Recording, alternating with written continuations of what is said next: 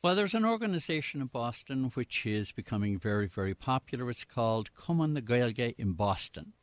And this particular organisation, their goal is to help preserve and strengthen the Irish language. And if you are interested in learning the language, please take some time and take a look at their class schedule, and you'll get it on their webpage. We'll tell you about that in just a few minutes. So you may also visit them on Facebook. But the young lady who is on with me right now, her name is Karen Thompson, and she is the recording secretary for the organisation. And also, I understand we have Kate Chadbourne, who is an accomplished Gaelic speaker and great storyteller. And do I have those two young ladies standing by on the phone? You do. Indeed, Seamus. Hamish. Well, listen, now you are live and on the radio. So tell us. Well, first of all, I'll ask Karen to tell us a little bit more about the organisation, because I know that you're growing from strength to strength. And the other thing which is very interesting is an awful lot of these people are Irish Americans. So I think that that's a great endeavour and becoming very, very popular. So tell us what you do and how you do it. Sure, and they are, and I'm one of those Irish Americans. And the Cumann and Gaeilge has been around for a long time. It's about 40 years old at this point. And we are going from strength to strength. We're so excited. We've had a really nice few years of sort of a revitalization period. We're out there again, that people are becoming more aware of our programs, and our programs are growing. I got involved myself a few years ago because I'd been looking for years for language classes. I always wanted to learn the language, and I found them, and I sort of found them at a good time, and then I was able to get involved, and I've been on the board for a while, and helping to promote things, and also keeping some events going in PR and things like that. But the Cumann and Gaeilge's mission is to promote and to preserve the language and to promote its use and extend its use. In the last few years, we've been really focused on our language classes, which have been growing and becoming very popular. We've had a record number of students this spring, and people are really loving the program. We have some new teachers. We have new levels, and there's been some great outreach to people who want to either explore the language for the first time or continue their studies, or people who speak really quite well but want to have a reason to sort of expand their own abilities and use of the language. And what we're going to be doing soon, this coming year, we just actually had our annual meeting just the other day. And one thing that we were talking about is to be able to get back to offering programs for people who are native speakers or very good speakers, and not necessarily in an educational way, the way we've been doing recently, but to just have opportunities to use the language. You know, we were talking about how recently we've been very focused on the classes and letting people know about that, and it's been doing really well. And we have some very good energy about that out there. But we are also going to, you will be hearing about some new initiatives in the upcoming year for people who aren't necessarily looking to take classes, but really want to have a venue for using the language just in a natural setting, sitting around having social reasons to just speak the language. We have plenty of people in the Boston area and in New England who are speakers and are really looking for a place where they can go and be comfortable speaking Irish, hearing Irish, using it. And we're so excited to be able to be at a point where we can start doing that as well as an organization.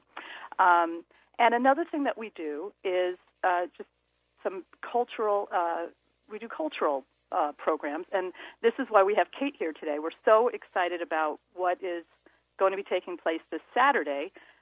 We've partnered with Kate to offer a day of folklore and tradition and lots of activities that Kate is wonderful at.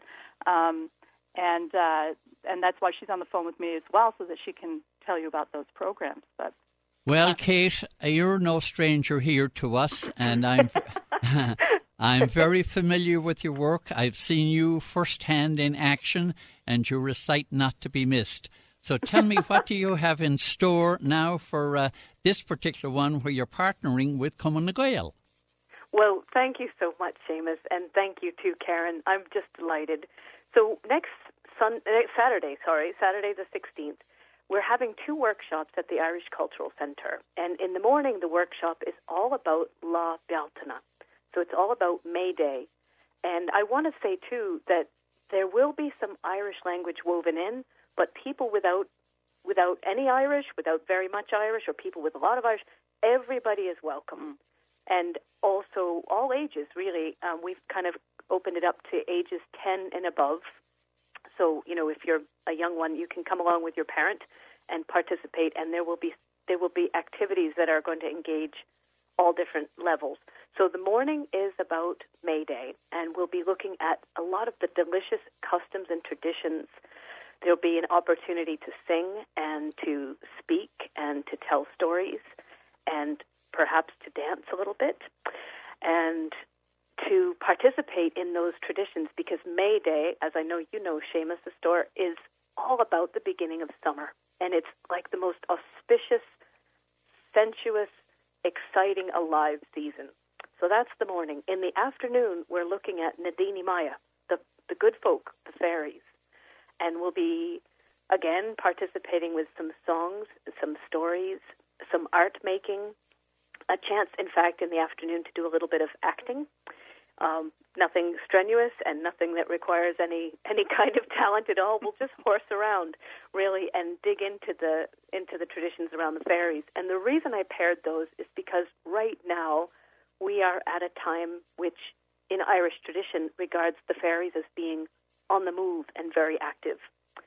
And it's just a time of potential, a time of excitement and change. So putting those things together so people can come either to both workshops. In the morning it's 9 to 12, in the afternoon it's 1 to 4, or they can come to one and there's a lunch.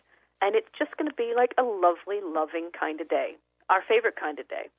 Well, tell me, how are they going to be able to find out a little bit more about that and also to contact you so they can know where to show up? Sure. Well, they can go to our website. We have an easy-to-remember URL, and we have a longer one.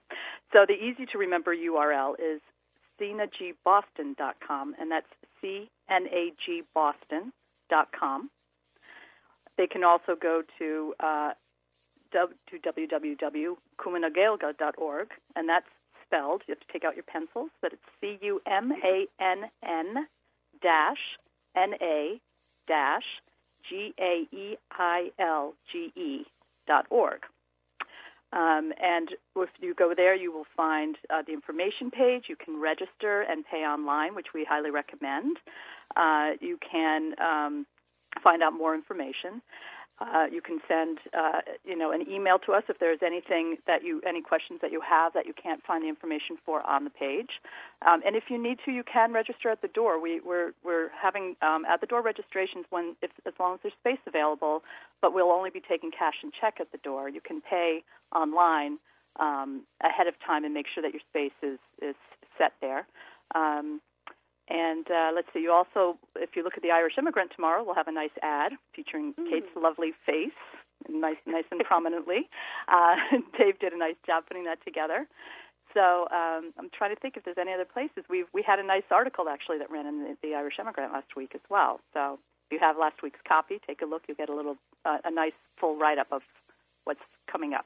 And people should be aware of the fact this is not just for children. Children may come, but on the other hand, too, there's a lot of enjoyment to be had by adults. That's actually true, yeah. In fact, and we wanted to make it a welcoming place for older children to come, and I know that Kate's doing a great job with that, but it's not a children's program per se.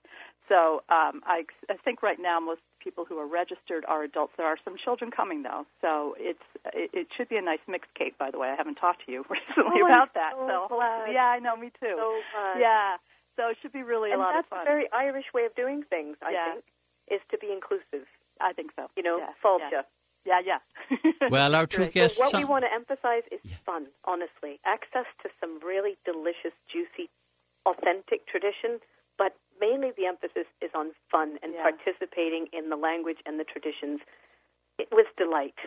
And, you know, you brought up a good point that I meant to do as well, which is for this event, you do not need to have any Irish. It's not an Irish program. We actually try to do that in the spring. We have public events that are really, while we incorporate language, and sometimes you'll hear it occasionally, so you can appreciate it, and hopefully that might feed interest for people to want to take classes. Maybe if they hear it and see what a beautiful language it is. I mean, I love the language, but our spring events usually are open for. It's really not intended for people who only speak Irish at all. You know, so please, if you don't speak Irish, say to the fairies, though. I just want to point out. Oh, what was that? I said you will learn a few things in Irish about what to say to the fairies. Fabulous! Oh, I can't wait. Actually, my son, I have 3 kids, and one of mine is a 14-year-old boy, and he said, "Oh, fairies, they can be dark." And I said, "Yeah." He's on it already. And Good he wants boy. to come now. Maybe he wants to come now, so I'm so excited because fabulous. Yeah. So. Well, thank you, Karen, and thank you, Kate. And then we look forward to seeing you next Saturday night, and it's going to be at the Irish Social Club. That's right. Oh, and I'm sorry. The doors open at 8:30 a.m., and if you come before, we have the first workshop is from 9 to 12. The second is from 1 to 4. And if you come before 9, we have a nice little breakfast set up for everybody, free of charge. And we also have lunch at no additional cost. And that's for everybody who comes, whether you come for the full day, which we would love if you would. But if there's only one session that you can do the morning or the afternoon, that's fine. We set it up that way so that people who have busy schedules could hopefully stop by and come for one of them. And if you come even to one, that lunch is there for you too. So please put that in your schedules.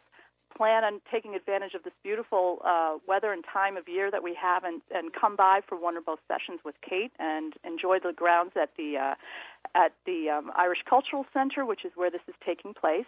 This will be at the Irish Cultural Center, which is at 200 New Boston Drive in Canton, and doors open at 8:30. So if you can pre-register, that would be great. If you find that you can't pre-register, but you realize that day that you are able to come and want to come, please stop by. We'd love to see you.